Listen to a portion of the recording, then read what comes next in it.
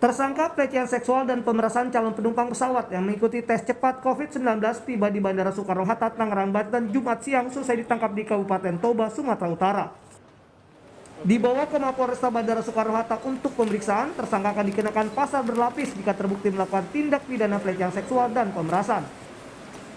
Kita berhasil mengamankan tersangka atas dugaan tindak pidana pelecehan, tindak pidana penipuan, dan tindak pidana pemerasan yang saya yakin masyarakat sudah tahu karena viralnya berita ini.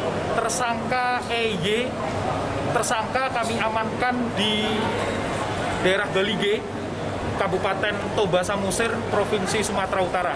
Sekarang yang bersangkutan atau tersangka akan kami bawa ke kantor Mapolresta Polres Kota Bandara Soekarno-Hatta untuk penyidik ambil keterangan. Terkait kasus pelecehan seksual dan pemerasan calon penumpang pesawat yang mengikuti tes cepat COVID-19, polisi sudah memeriksa 15 saksi. Saksi yang diperiksa diantaranya korban, saksi ahli, hingga perusahaan tempat tersangka bekerja.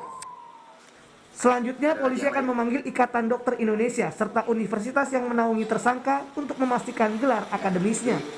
Yang menyatakan bahwa dia dilakukan pelecehan dan penipuan oleh seorang oknum tenaga kesehatan atau dokter.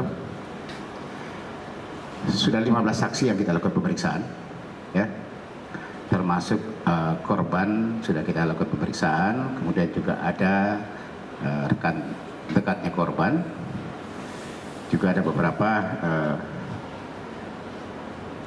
ahli, ya, saksi ahli yang kita lakukan pemeriksaan. Sebelumnya, kasus pelecehan seksual dan pemerasan calon penumpang pesawat yang mengikuti tes cepat COVID-19 di Bandara Soekarno-Hatta terungkap setelah cerita korban viral di media sosial Twitter. Kami sengaja mengaburkan identitas korban demi keamanan dan keselamatannya. Korban menulis peristiwa ini terjadi pada 13 September lalu, jam 4 pagi, saat ia hendak terbang dari Terminal 3 Bandara Soekarno-Hatta menuju Nias, Sumatera Utara.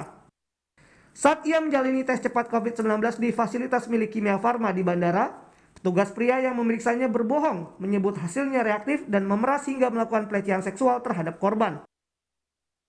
Komisioner Komnas Perempuan Siti Aminah Tardi berharap agar regulasi yang dibuat bisa memberikan rasa aman kepada perempuan.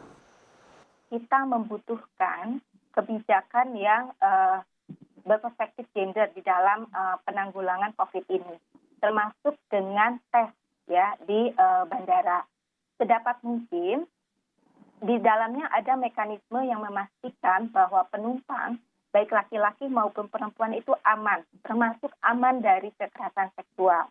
Saya berharap, Komnas Perempuan berharap, tidak hanya penipuan dan pemerasannya yang diusut, tapi juga pelecehan seksualnya. Ya, dan tadi sudah disampaikan oleh polisi, betul. Betul.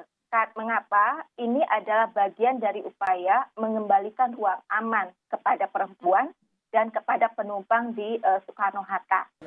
Sejak kejadian ini viral di media sosial, tersangka sudah bebas tugas dari PT Kimia Farma sebagai penyedia tes cepat di bandara. Tim Liputan, Kompas TV.